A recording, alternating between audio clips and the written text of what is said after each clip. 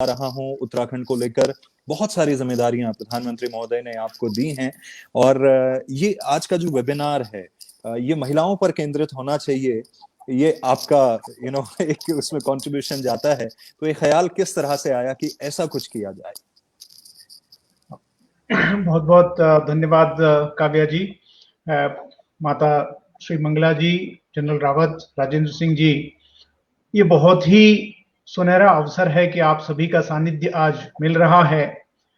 बात रही जहां तक महिला समृद्धि के लिए इस वेबिनार को करने की, मैंने मंजीत से कहा कि जब तुमने शिखर पर उत्तराखंडी में 50 हम लोगों के बारे में कुछ सूचना दी है, उसमें मुझे दिख रहा है कि बहुत ही प्रतिभाशाली महिलाएं भी हैं।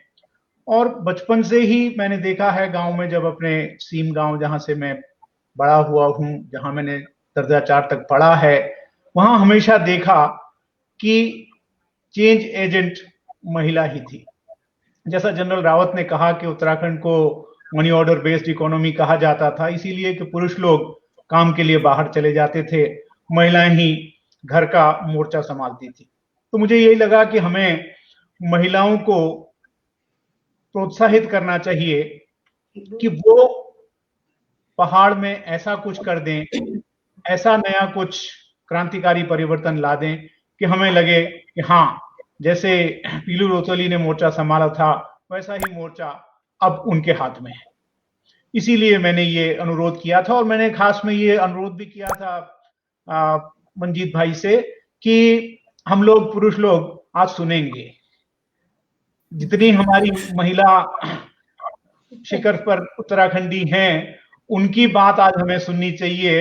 हमें कहने का मौका अगर मिले भी तो सबसे बाद में मिलना चाहिए, लेकिन थोड़ा व्यतिक्रम शायद कर दिया है आपने, तो उसका हो सकता है कोई कारण रहा हो, मैं जानता नहीं हूं। मैं 4-5 बातें कहना चाहूंगा पहाड़ के लिए महिलाओं को चेंज एजेंट बनाने का क्या कारण है। पहली बात तो यह है कि मैंने अपनी ईजा से ही सीखा है, उद्यम का कोई सब्स्टिट्यूट नहीं है। और मुझे याद है कुमाऊनी में, मुझे बचपन में, जब मैं भाषा शायद बहुत अच्छी तरह से जानता भी नहीं था, सीख रहा था उनसे, तो बार बार कहती थी, जब मैं स्कूल के लिए थोड़ा धीरे धीरे जाता था, हिट चला सरासरी हिट, तेज चल बेटा तेज चल। तो वो जो माँ ने मुझे शिक्षा दी थी कि तेज चलना है, उसलिए एक कारण है मैं चाहता हूं कि महिलाएं अभी भी सबको तेज ले जाएं। दूसरा, अगर आप देखें हमारे पास जितने भी आज उत्तराखंड के धरोहर स्वरूप हैं, उनमें कहीं न कहीं महिला की छाप जरूर है। आप कोई भी उद्यम देख लें उत्तराखंड का, खेती का कोई माध्यम देख लें, उसमें आपको दिखाई देगा। राजेंद्र जी बहुत अच्छी तरह से जानते हैं, चक्राता के रहने वाले हैं। अगर आप राजमा चक्राता की खाएं या हरसिल की खाएं, तो आपको पता चलेगा कि उसमें क्या जादू है। तो मैं दूसरी बात जो कहना चाहता हूं वो ये है, अभी हम लोग प्रधानमंत्री कार्यालय की तरफ से एक बड़ा पदक्षेप ले चुके हैं। ज्योग्राफिकल इंडिकेशंस, जो हमारे भौगोलिक जो उत्पाद हैं, जो एक जगह में ही उगते हैं, उनको हम बढ़ाने के लिए बहुत सारी कोशिश कर रहे हैं। जितने जिलों में इस समय आईएएस प्रोबेशनर्स ट्रेनिंग कर रहे हैं 2019 बैच के, उन सब से हमने अनुरोध किया है कि अपने अपने जिले में जो उत्पाद तुम्हारे लिए खास है, जो जनरल सब्जेक्ट्स के लिए यूजफुल हो, उसको आप प्रमोट करो। तो उस सिलसिले में मैं चाहूंगा कि जैसे चित्री वाली राजमा हमारी चक्राता की या हरसिल की, उसको ज्योग्राफिकल इंडिकेशंस की तरह से अगर हम रजिस्टर करा दें, तो उसमें फायदा क्या होगा कि प्रोड्यूसर ऑर्गेनाइजेशन को एक हम लिंक देना चाह रहे हैं। आप सभी ने सुना होगा, कॉमर्स मिनिस्ट्री का एक पोर्टल प्रधानमंत्री जी के आदेश के अनुसार डेवलप किया गया है, जेम, जिसका नाम है गवर्नमेंट ई मार्केट प्लेस। उनको हम ये दर्जा दे रहे हैं कि जितने ऐसे भौगोलिक उत्पाद भारत में हैं, 370 हैं आज, तो उनको हम जेम पोर्टल के माध्यम से बिक्री कर सकें, उनका प्रमोशन कर सकें, उनकी नेटवर्किंग कर सकें। तो अगर ऐसा हम पहली बात अगर करते हैं तो आगे चल जाएंगे। क्योंकि अगर आप देखें, बाल मिठाई हमारी जीआई है, एपण हमारी जीआई हैं, मैंने सुना कि रंगवाली पिछौड़ा के लिए भी अभी जीआई बनाने की कल्पना चल रही है, उसका काम हो गया है। तो ऐसे ही धीरे धीरे अगर हम नए उत्पाद जो उत्तराखंड की पहचान है उनको अगर हम भौगोलिक उत्पादों का दर्जा दे दें तो एक तो हम जमीन से जुड़े रहेंगे, सब लोगों को पता लगेगा कि हमारी जगह क्या है, हमारी खासियत क्या है, और दूसरा उसी के माध्यम से हमको ट्रेड करने की एक बड़ी सुविधा मिलेगी। तीसरा पॉइंट जनरल रावत मेरे से एग्री करेंगे, यूटीज में हमने महिलाओं के लिए 33% पद आरक्षण करने की बात की है पुलिस में। मैं चाहता हूं उत्तराखंड स्टेट पहला राज्य बने जो कहे कि हम महिलाओं के लिए भर्ती में पुलिस में 33% पोस्ट रख रहे हैं। अगर हम ये कर देंगे तो हमारी जो सक्षम महिलाएं हैं, क्योंकि उन्होंने उदाहरण दिया सेविका, तो वैसी ही हमारी क्षमता वाली छोटी बहनें जो हैं, जो आज पढ़ रही हैं, शिक्षा ले रही हैं, वो अगर पुलिस में काम कर लें तो वो हमारे लिए एक बड़ा एरिया बन सकता है।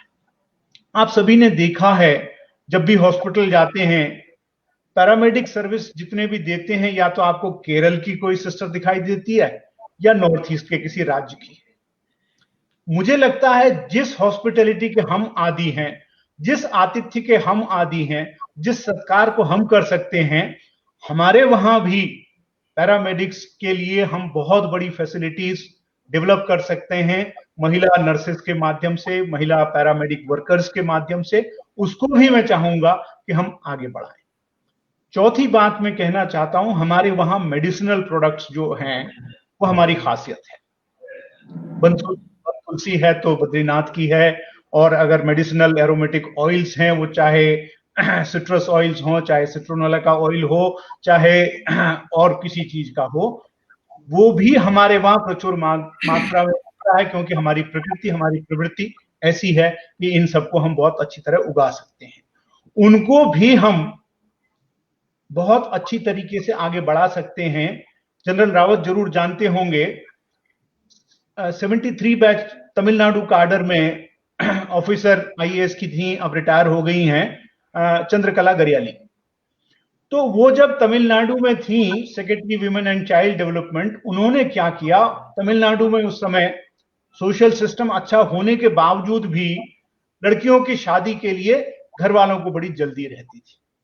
उन्होंने एक ऐसा कार्यक्रम उनके लिए एम्पावरमेंट का और इकोनॉमिक डेवलपमेंट का बनाया, सेल्फ हेल्प ग्रुप्स के माध्यम से, कि वो महिलाएं घर के कामकाज करने के अलावा, पढ़ाई करने के अलावा, घर के लिए साधन जुटाने लगी।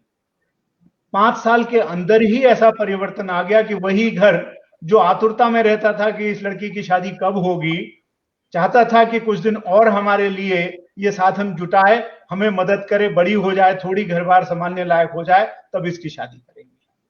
तो वही चीज हम शायद उत्तराखंड में भी अगर हम सेल्फ हेल्प ग्रुप्स के माध्यम से ला सकते हैं तो कर सकते हैं।